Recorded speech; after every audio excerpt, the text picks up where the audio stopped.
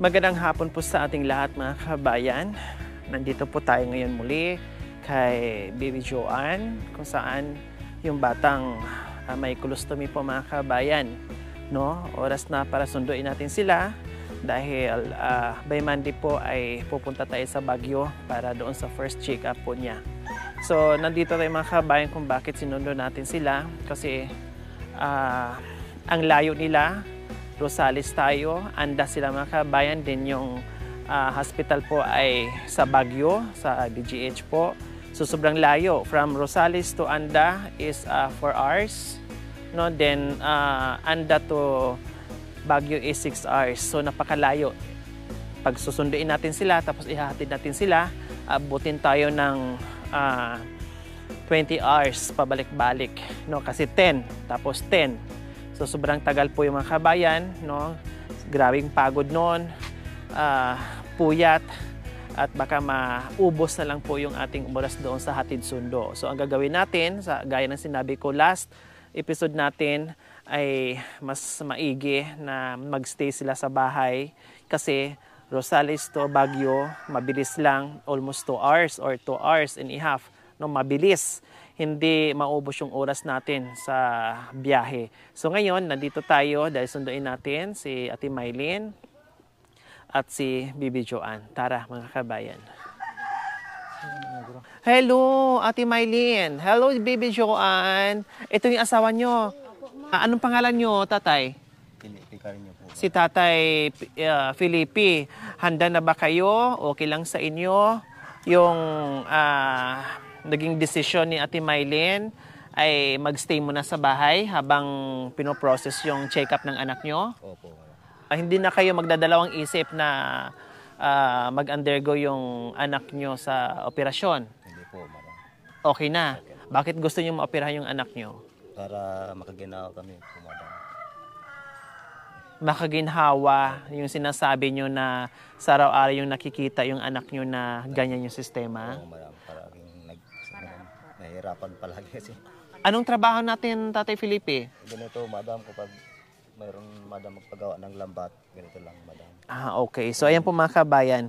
First time natin makita, maharap maabutan dito si Tatay Felipe na ama ni Joanne, gumagawa ng lambat. Kasi tuwing punta natin dito, nasa laot, no? Nasa dagat. Kaya buti na lang ngayon ay nakita din natin kahit paano. Okay? Okay, sige. Tara na kasi hapon na, no? Hapon na kasi may dinaanan pa kami dito sa Alaminos. So, okay, tara. Let's go. So, ay, ano yan? Ano po yan? Yes, madam, na kinuha ka ng umaga. Wow! May paano pa si Tatay Felipe. Oh, huli niyo po ito mismo. Kanina, madam. Wow, ayan. Hindi na kailangan tong pataihin? Hindi na po, ma'am. Pwede na siyang ilaga bukas, iluto bukas. Okay, kasi yung iba kailangan pa pataihin, chuchu-chuchu. Hindi na, madam. Pero umiihi naman. Oo, madam. Okay. Di bali umiihi naman. Alam niya yan, madam. Paano, madam, magdala tayo? Okay, sige. Salamat. Okay, tara. Kuya? Yung bata, hindi niya alam, no, hindi niya alam. Ang alam lang niya ngayon na mamasyal siya, no, hindi niya alam kung anong mangyayari sa kanya. So, ayan, tara. Joey, ready ka na ha, pag once na kailangan kita para may makakasama si mama mo doon. Samahan mo, Joey, ha. Okay.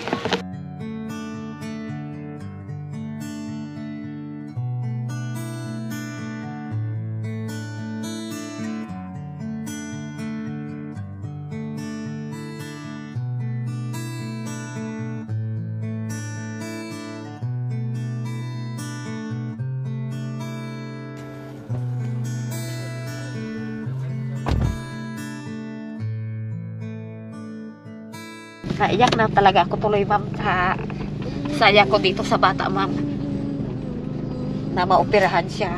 Sabi niya, hindi ko akalain na ganitong mangyayari, ma'am. Kasi marami na po kaming linapitan noon, ma'am.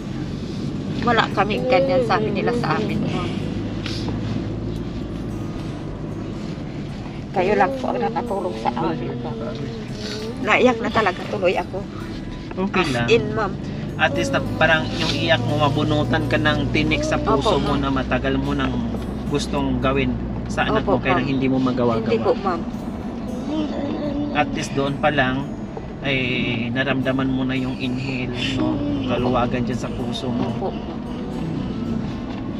Sabi nga nila, ma'am, lahat ng tao ay, huwag niyong sabihin ng lahat ng tao pare-parehas. Hindi naman lahat ng tao pare-parehas, sabi ko, ma'am.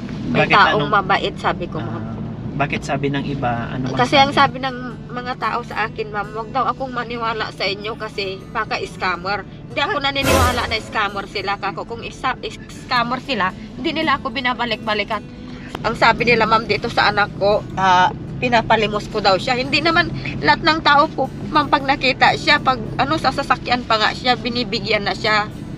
At least hindi ko siya, kako, ni papalimos. Maraming tao rin naawa sa kanya na ganyan ang kalagayan niya, kako, ma'am. Meron bang scammer na pabalik-balik doon? Opo, ma'am. Kasi ang tingin nila, ma'am, sa ibang tao, ma'am, sila lang palagi ang Man. gustong tulungan. Sabi nga nila sa akin, porkit ganyan ka, walastog ka na. Sabi nila, ma'am, hindi naman ako naglalastog, ma'am. Tungin nalasing sila doon, ma'am, sa kapitbahay ko. Sabihin ko ang totoo sa inyo. Binabato yung bahay namin, kahit ganun. Kaya palaging binabarangay ko sila. Ngayon tumigil na po sila, ma'am. Siyempre kaingitan nila tong bata. Kahit na kunting kita ng asawa ko, ma'am, basta gusto niyang kakain, talagang ibili namin, ma'am, kahit na kukunti na yan, ma'am. Talagang mayroon matitira sa kanya, ma'am, para hindi siya, kasi kaingitan siya, ma'am, maghanap buhay silang magkakapatid, pati yung asawa ko, ma'am. Siyempre, yung iba pang bigas namin, mayroon din pang merienda nila, ma'am. Siyempre, kagwalian na yan, ma'am. Bakit nasabi nilang scammer kami, Nanay Maylin? Ewan ko, ma'am, yan ang sabi ng ibang tao, ma'am. Kasi nasubukan na nila siguro, ma'am, kasi mayroon po, ma'am, yung tumawag sa kanila sa cellphone na nanalo ka ng ganito, sabi nila, ma'am. Tapos nagbigay sila, ma'am, ng 17,000. Inutang-utang nila, ma'am. Kaya ganun siguro ang pag-ano nila, ma'am. Bakit ako nanghingi ba sa inyo? Hindi po, ma'am. As in po, ma'am, kayo po mismo ang lumapit sa amin. Hindi naman po kayo Hindi ako naniniwala, ma'am, sa sinasabi nila, May ma'am. hinihingi ba ako ni peso sa inyo, Nanay Maylin? Wala po, ma'am. Gago niya. Tuloy na yan sana. As in, wala po, ma'am. Yan po mga kabayan, no? Talagang yung bitter ng tao talagang nandiyan kahit saan. Hindi naman natin to bago sa pandinig natin na tayo ay may maririnig na kinaiinggitan, no? May naiinggit, may nagsasabing scammer, no? Talagang sadyang ang tao, bakit hindi na lang tayo magiging masaya doon sa kapitbahay natin, no? At nakita nyo naman yung kalagayan ng bata kung anong sistema, no? Bakit hindi na lang tayo magiging masaya at ipagdasal na lang natin sila na magiging okay yung operasyon, no? Tuloy-tuloy yung operasyon at matugunan yung problema ng bata. Ipagpalagay na lang natin, sige mga kabayan, ipagpalagay na lang natin, kayo kaya na may anak tulad ni Joanne? Ano kaya? Ano kaya sa pakiramdam niyo bilang isang magulang kung kayo na may isa sa mga anak nyo na tulad ni Bibi Joanne? Sige. 'Di ba? Ganito na nga yung sitwasyon ng bata, pagkakainggitan pa. Ganito na nga yung sitwasyon ng bata, sabihin pa sa atin scammer tayo. Diyos ko, ni piso wala tayong hiningi ni Nanay Maylin bagkos, na galing na po sa bibig ni Nanay Maylin, na tayo pa yung kahit papaano nakapagbigay ng pagmamahal sa kanya. At hindi lang ayuda yung nabigay natin, no? Dahil sa pagmamahal din ng ating mga sponsors at pinagkaloob ng Panginoong Diyos sa atin para dito sa bata, ito nagawa natin ngayon. Mapapa-check up natin, mapapa-operahan natin, no? Sa bagay, kung pansinin natin yung mga taong bitter, no, na pilit tayong hilain pababa, bakit pakinggan natin yan? Doon tayo sa mga taong malawak ang pag-uunawa at pagmamahal. Doon tayo kasi yun yung mga taong iangat kanila, yun yung mga taong tulungan kanila. Kailang syempre natural lang na mag-react tayo, no, sa mga ganyang klaseng tao. Anyway, ang importante ngayon, nandiyan yung ating mga sponsor na hindi magsasawa, at hindi rin ako magsasawang manawagan po no, lalong-lalo na ngayon dahil by Monday magpa-check up na tayo. Marami ng magiging expenses 'yan, mga laboratory, no, kung anong request ng doktor gagawin natin, no, sa abot ng ating makakaya. Kasama ko po kayo. Kaya syempre patuloy pa rin pananawagan, sa nais pa rin pong tumulong, no, para dito sa kaligtasan o sa operasyon ni Bibi Joanne. Maaari po kayong tumawag o mag-message po sa aking Facebook page. Bukas po ang aking Facebook page, no, para dito sa pag-asa bagong buhay ni Bibi Joanne. Maraming salamat po in advance.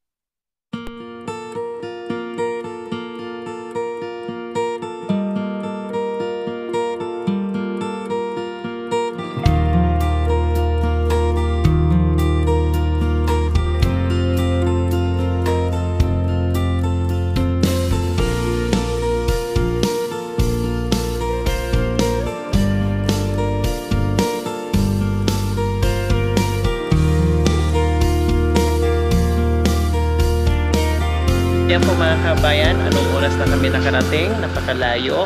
Siguro sabi ni Ate Mylene, ano ba to? Kailan tayo darating? Anong oras na? Ginabi na kami mga kabayan. Tara, halika Ate Mylene. Pasok dito sa aming bahay. So sabi na, gaya na sinabi ko mga kabayan, habang inaayos namin yung check-up, hinahanap natin, dito muna sila magstay dahil napakalayo. No? So dito hindi sa mahirapan, pati ako yung pagmumonitor at pag kailangan ng doktor, agaran, makakaakyat ng Baguio. So sa ngayon mga kabayan, no, binili natin si Joanne ng malaking diaper, no, kasi ito yung ginagamit niya. Tapos bumili din tayo ng malaking gatas, no. Ito lang naman ang iniinom niya, no. Pinakamalaki na binili ko. Tapos yung wipes, no. Kailangan kasi ito ni Bibi Joanne. Tapos bumili na rin ako ng malaking silin, no, with zinc para lumakas yung immune system ni Joanne, kasi kailangan talaga niya na pakainin, palakasin natin yung resistensya niya. Kailangan niya mag-vitamina para handa yung kanyang katawan doon sa operasyon. So ito yung goal muna natin first. Kailangan i-condition natin yung katawan niya, no, para hindi maudlot yung operasyon. I-condition muna. Kailangan yan. So, kumusta kayo? Ate Mylene, yung biyahe natin, first time yung makabiyahe ng malayo at layo-layo pa. Hindi kinahilo. Hindi naman po. Hindi. Pati si Joanne, no? Ang ganda po. Hindi sumuka, hindi nagreklamo. Hindi po ma'am, tulog lang po. Ang sarap ng tulog niya. Opo ma'am. Humilit pa. Opo. Pumilig pa mga kabayan si Joanne. Hindi nahilo, hindi subukan, di ba? Usually pag yung mga bata na hindi sanay at bibihira lang mag-travel at first time mag-travel, talaga mag-blow yan. No, nahihilo pati yung nanay, wala. So ibig sabihin, magaan yung kanilang pag-travel, yung pag-travel namin, no? At kampante sila na kasama natin. At syempre nandoon yung excitement na maoperahan, lalo-lalo na yung mga magulang, mga kapatid, maraming katanungan. Totoo na ba yun? Totoo bang maoperahan si Ading o si Joanne? Totoo ba ito? Totoo ba ito? So ayan, so maraming salamat po sa pagkakataon na ito. Nandito na sila sa poder ko, at least tuloy-tuloy yung gamutan, yung check-up, lahat-lahat para hindi na kami pabalik-balik, ikot-ikot, nauubos na yung oras namin sa travel. Masisave namin yung oras at maakyat namin kaagad yung Baguio. So ayan po mga kabayan, dito muna sila higa, no? Talagang siniperate ko na yung higaan dito sa baba kasi hindi sila pwede doon sa second floor kasi may bata. At lalong-lalo na hindi ito sanay. Kaya sabi ko kay Ate Maylin ay ingatan, kailangan bantayan yung bata na hindi makaakit ng sagdanan sa itaas kasi hindi sanay at baka mamaya madulas. Kaya bantayan talaga ni Ate Maylin. Kaya pinababa ko ito mga kabayan, dapat sa taas to, pero pinababa ko, ayaw ko yung doon sila matulog. Baka mamaya, hindi natin alam, naka-edit na si Ate Maylin, hindi niya namalayan, gising yung anak niya, and then bababa na hindi sanay sa hagdanan. Kaya sabi ko, dito na lang matulog muna sa baba. Ito, ayan, bago. No, bago. May mga plastic pa. So, si Ate Maylin ang una makagamit dito sa higaan. Okay. Kailangan 3 times a day, ha? So, ayan po mga kabayan, nagbanggit na ko nung nakaraan. So, ngayon, babagitin ko pumuli kasi may nagpahabol na sponsor. So, syempre, pag may bago, magbabanggit tayo. Okay? Muli, babanggitin ko po yung ating mga sponsors. Ulitin ko po, hindi ito nakabase sa laki o liit, no? Kung sino po yung nauna o nahuli. Okay? Ma'am Hannah Stone from Minnesota, USA, 20,000. From Miss Anna, 2,000. Batang Quiapo ng New York, 8,406. James Belly, 20,382.30. Tita Vilma ng Italy, 16,731. From Ma'am Ann of California, USA, 11,190. Silent sponsor, 1,000. Ma'am Marge from London, 3,362.64. Ma'am Marie from Washington, 11,306.68.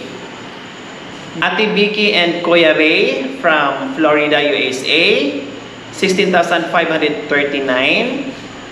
Tatay Junior and Nanay Ana Barba, 5,516. Ma'am Regine Bautista, 1,409. So far, yan po yung lahat-lahat ng ating sponsor ngayon. So, continue pa rin yung ating pananawagan at prayers na way padagdagan, no? Na meron pa rin tutulong sa operasyon ni Bibi Joanne, no? Bahala na si Lord magbigay o magbalik sa inyong ginito ang puso, no? Alam namin, alam ni God kung gaano malaki yung puso nyo sa mga tao o sa mga bata na nangangailangan na tulad ni Joanne. So,